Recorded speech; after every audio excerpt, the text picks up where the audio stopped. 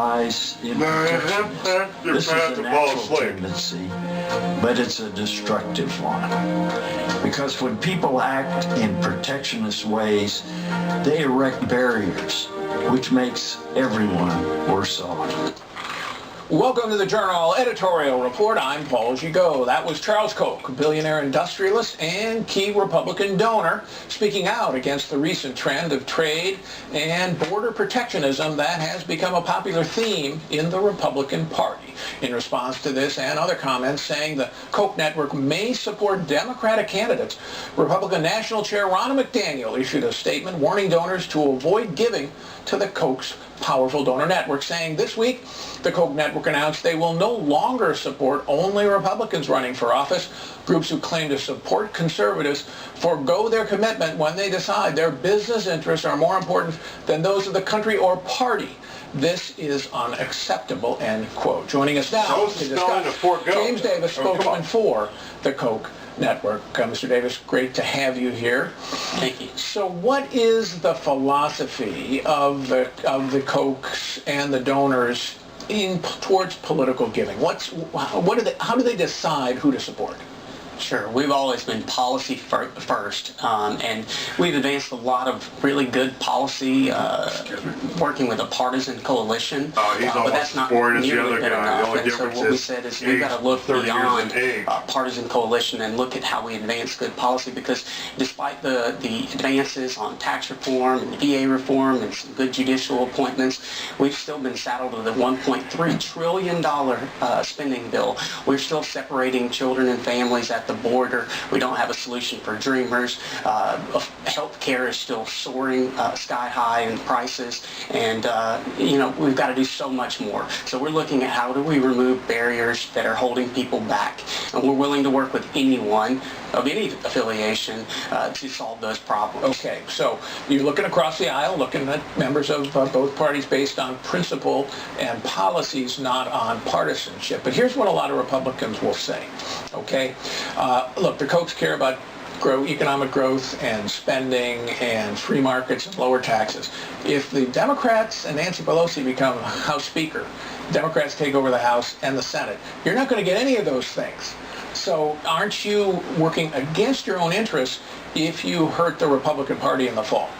We're not saying that we're going to support any politician that doesn't uphold to these values. What we are making clear is that we've got to elevate the simple answer and is raise yes, the bar with on the what is caveat. acceptable. Look, the POLIT'AI CHI is the the incentives sexist for our elected officials both sides of the political to spectrum. bridge the divide. He's doing what Democrats do.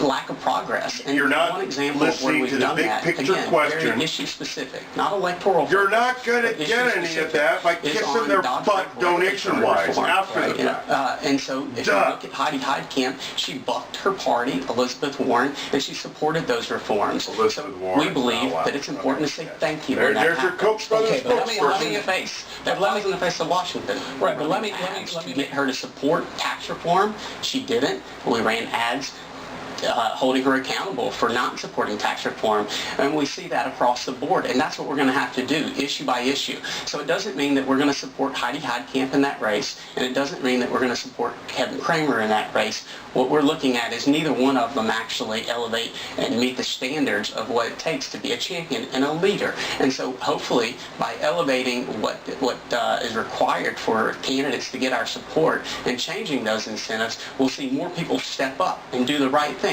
instead of looking at the short-term focus of the next election, and look at the long-term interest of what's best for the country. Okay, and in a race like that, then you might just say, look, we're going to sit on the sidelines and not endorse either candidate. That's what you're saying, I guess, in North Dakota. It's what it sounds like to me. Is that right? That's what we're saying. Neither candidate are leading and are champions on this issue. Okay, let's look at sort of the big picture here. How often do you endorse, say, Senate Democrats? Can you recall Democrats that you have endorsed in the actual campaign?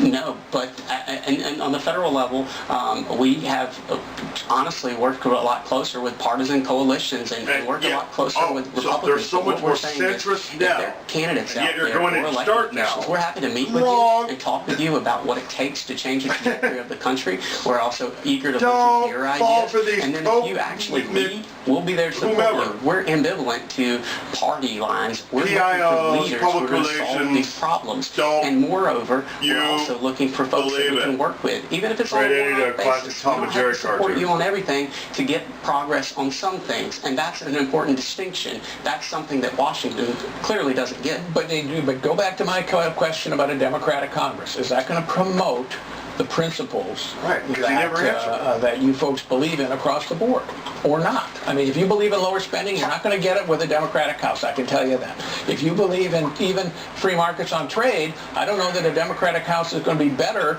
than a Republican House on it.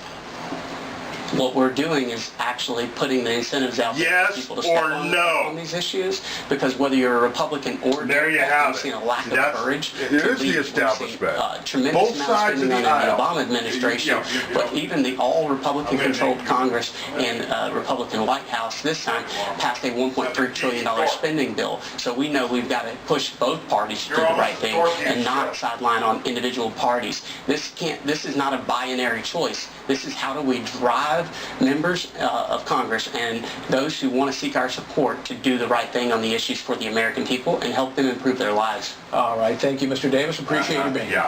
Welcome to being Coming Adam out Schiff from of the calling out KOCH Brothers PR department.